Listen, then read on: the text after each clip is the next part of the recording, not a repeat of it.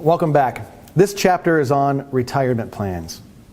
So when you think of a retirement plan, what do you think of? There's a couple different types of accounts that we can talk about.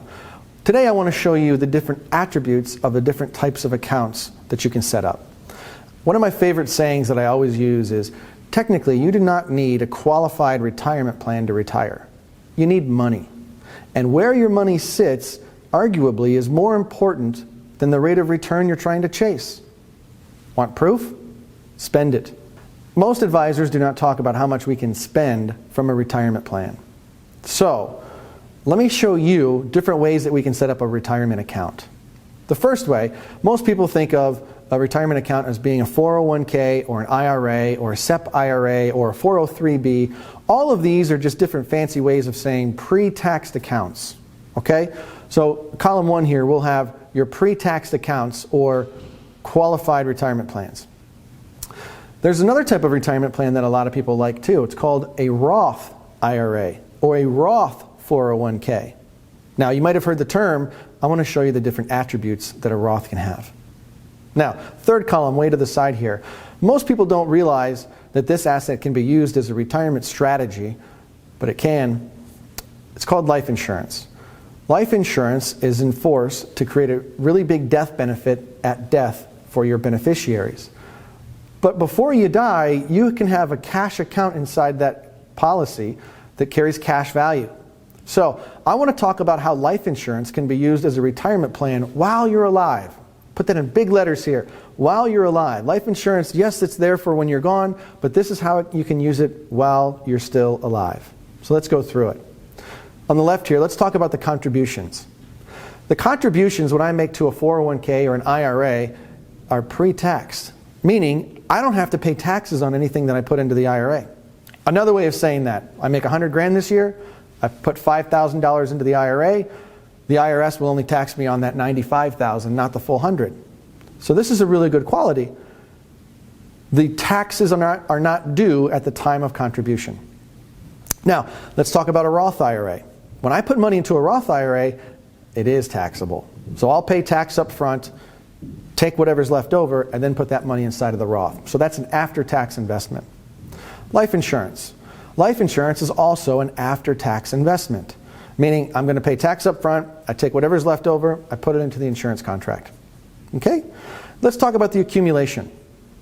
As money grows inside the account, how is it taxed? Well, in a 401k and an IRA, it's all tax deferred. It's not taxable. Meaning, you have an account value that is continually growing, and you don't owe $1 in taxes as it goes up. It's a very attractive feature. Roth IRAs, as money grows inside of a Roth, it's actually tax-free. See, the IRA was tax deferred. We'll get there in a minute. The Roth is tax-free. You don't owe taxes on the Roth. Now, how does the life insurance contract grow? The cash value inside the life insurance contract grows tax exempt if used properly. There's a little asterisk here, and we'll go over that at the end. But there's 3 different types of taxes here. Tax deferred, tax free, and tax exempt.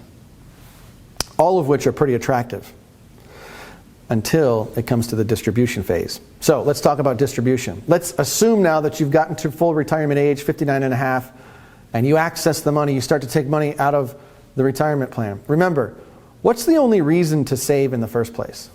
You want to do what with that money? Spend it. So when you go to spend the retirement account, the qualified retirement plan, actually it's not as attractive anymore because it comes out as taxable income. Not a capital gains tax, you get hit with an income tax. And historically speaking, income taxes have been much higher than a capital gains tax. Now the problem that exists is that we have no idea where tax rates are going to be in the future. But I want to pause. Ask yourself, where do you think taxes are going to go over your lifetime? Up or down? The problem with the qualified plan is when you pull the money out, at the time of distribution, the government gets to determine how much of that money they keep based on the tax rate tax bracket that you're in. Now let's talk about a Roth. When you take money out of a Roth, in today's environment, that money comes out tax-free. Boom, no taxes due. Now it's still reportable on your tax return, The government knows about it, but they can't touch it. According to tax law today, it's a tax-free account. Okay? Let's talk about life insurance. Remember, life insurance grew tax exempt if you used it correctly. Well, if I access that money correctly, the access becomes tax exempt. See, not tax-free and not taxable. Taxable means I owe income tax on anything I take out. Tax-free means it gets reported to the government. Tax-exempt means no one knows the distribution took place except you. So there's a big difference between all three of these accounts. Now, that was at the age of 59 and a half. For a lot of people watching this, you might not be in retirement yet. Well, wouldn't it be nice to have an account that you could access before you actually reached retirement age? I couldn't tell you how many people I've met in their 40s and 50s that have taken money out of an IRA to go pay off a credit card debt. And it's a really bad thing, because here's why. Not only is that distribution taxable out of an IRA before the age of 59 and a half, you get hit with a penalty. That's right, an extra 10% penalty because you accessed your retirement account before retirement age. So the government charges you an income tax, and then you pay a 10% penalty on top of that. So when it comes to access, 401ks, IRAs, pre-tax dollars really are not that attractive for a lot of people who want to have access to their money before they get to retirement. Let's talk about a Roth IRA. Well, when you put money into a Roth, you're using after-tax dollars to begin with. So, in general, there's a few nuances here. In general, the money that you put into a Roth is actually liquid. If you wanted to pull it back out at any time, you can do that, and there's no taxable event. It shows up on your tax return as tax-free. You cannot access the growth, but you sure can access the principal that you put in. Now, there's going to be a few variants there, and everyone is going to be its own unique case, but in general, Roths are more accessible than like an IRA, all pre-tax. Now let's talk about life insurance. When I take money out of my life insurance before the age of 59 and a half, I can actually access that money tax exempt, meaning it's not reportable, meaning it doesn't go on my tax return and the IRS doesn't get any of it. Because I have the ability to borrow my money against the death benefit. And for more information on that, check out the course on life insurance. It's called the 10-Minute Lesson on Life Insurance. You'll understand more how that works. But so I can pull money out of my life insurance contract now and not pay any taxes that are due. Now let's talk about disability. Anyone who's in their working career right now, we've already gone over that one of your biggest assets is your ability to go make money. So your income is a massive asset. Well, if you get disabled and you no longer can work anymore, what happens to your savings? Well, it's going to pay for your lifestyle. If you don't have disability insurance, your savings gets depleted. Furthermore, if you're not going to the office, do you think your employer's going to put money into your 401k for you? No. If you don't work, if you get disabled, IRAs, 401ks, qualified retirement accounts, they are not self-completing. So there's no redundancy built in. Same thing for a Roth. If you don't work, there's no one else that's going to pay that Roth for you. When it comes to life insurance, actually, we can get the insurance company to pay for it if I get disabled. Me, for example, the insurance company will pay over 6 figures a year contribution to my life insurance if I get disabled. Meaning, that plan is self-completing. If I get disabled, my retirement account, my life insurance, is still active and being paid for. And I don't have to worry about coming up with the money. So if you're young, talk about an added benefit, often overlooked. Okay, now we're talking about death, unfortunately, but it will happen. If you don't die before retirement, what are the odds of dying in retirement? Last time I checked, it's about 100%.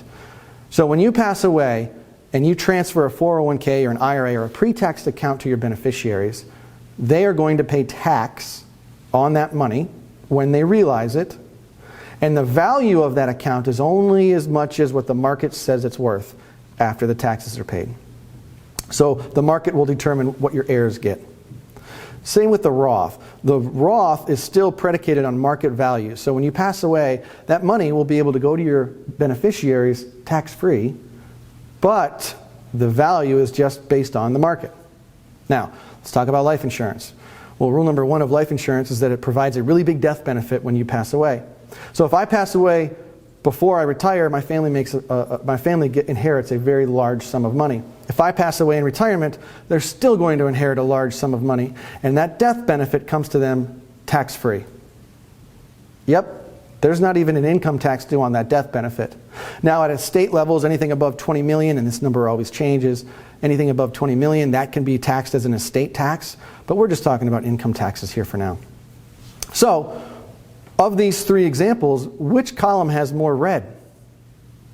That's right.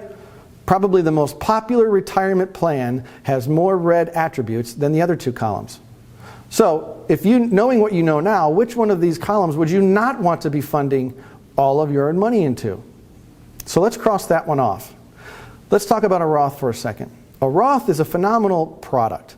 It was designed based on life insurance, actually, and how it's worded in the tax code. The problem with a Roth is that it's just a little limiting.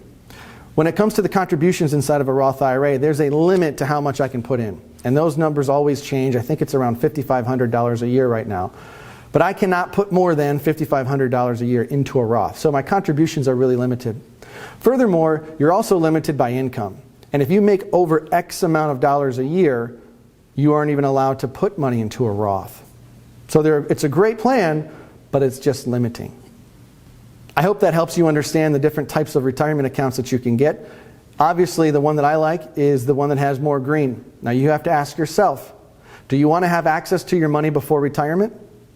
Do taxes look like they're going to go up or down in the future? Do I want a redundancy built in to my plan so that it's self-completing if I can't get up and go to work? These are questions you have to answer. We'll see you at the next course.